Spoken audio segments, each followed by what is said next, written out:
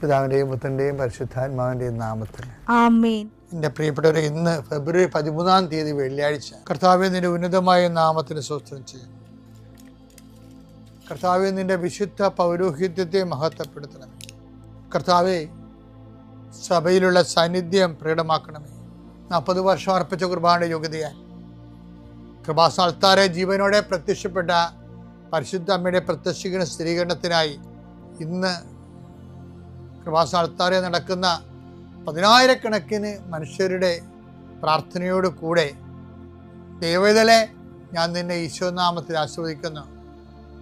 ജോലി നഷ്ടപ്പെട്ടവരെ, visa process ചെയ്യാത്തവരെ, visa നഷ്ടപ്പെട്ടവരെ, visa തീർന്നു പോയവരെ, വിദേശ ജോലിക്ക് വേണ്ടി ശ്രമിക്കുന്നവർ, അതിനുവേണ്ടിയുള്ള ഒരുക്കങ്ങൾ പൂർത്തിയാക്കിക്കൊണ്ടിരിക്കുന്നവർ, ഇടയ്ക്ക് വെച്ച് ആ ഫയൽ ക്ലോസ് ചെയ്തിരിക്കുന്നവർ, പെൻഡിങ് ആയിരിക്കുന്നവർ, വിവാഹം ഒത്തുവരാത്തവർ, ഒത്തുവന്ന വിവാഹം നഷ്ടപ്പെട്ടു പോയതിൻ്റെ വേദന ഉള്ളവർ, മക്കളില്ലാത്തവർ, മക്കൾക്ക് വേണ്ടി ഇപ്പോൾ പ്രഗ്നൻ്റ് ആയിരിക്കുന്നതും അതേസമയം തന്നെ എന്തെങ്കിലും മെഡിക്കലായിട്ടുള്ള കുഴപ്പങ്ങളുള്ളത് വേദനിച്ചിരിക്കുന്നവർ, അവരെല്ലാം അമ്മയുടെ മധ്യസ്ഥത്തിൽ ഈശോനാമത്തെ ആസ്വദിക്കുന്നു. ഭവനരഹിതർ, വീടില്ലാത്തൊരു, സ്ഥലമില്ലാത്തൊരു, വഴിയില്ലാത്തൊരു വീട് വിൽക്കാൻ ആഗ്രഹിക്കുന്നവരെ, എടുത്ത് മറ്റു സ്ഥലങ്ങളിലേക്ക് പോയി താമസിക്കാൻ ആഗ്രഹിക്കുന്നവർ, അവിടെ നിലവിലുള്ള ദോഷങ്ങളെ ഈശോനാമത്തിൽ ബന്ധിക്കുന്നു.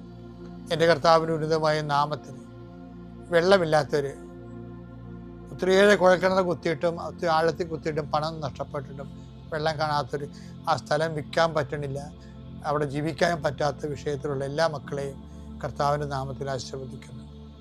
വീട് പണി തുടങ്ങാൻ പോകുന്നവർ, വീട് പൂർത്തിയാക്കാൻ പോകുന്നവർ, വീട് പരവാസ്ഥയിൽ ആചരിക്കാൻ പോകുന്നവർ, അതിന് സാമ്പത്തിക കടങ്ങളുള്ളവർ, ലോൺ പാസ്സാകാത്തവർ, ലോൺ പ്രോസസ്സിലിരിക്കുന്നവർ, സിവിൽ നോട്ട് കുറവുള്ളവർ, പോയിൻ്റ് കുറവുള്ളവർ, ആ മേഖലകളിലെല്ലാം കർത്താവ് അവരുടെ കഴിവിനേക്കാൾ ഉപരി ദൈവത്തിൻ്റെ കൃപ കൊണ്ട് ആ വിഷയം ദൈവ തീരുമാനം ഉണ്ടാകാൻ ഇടയാക്കണമേ.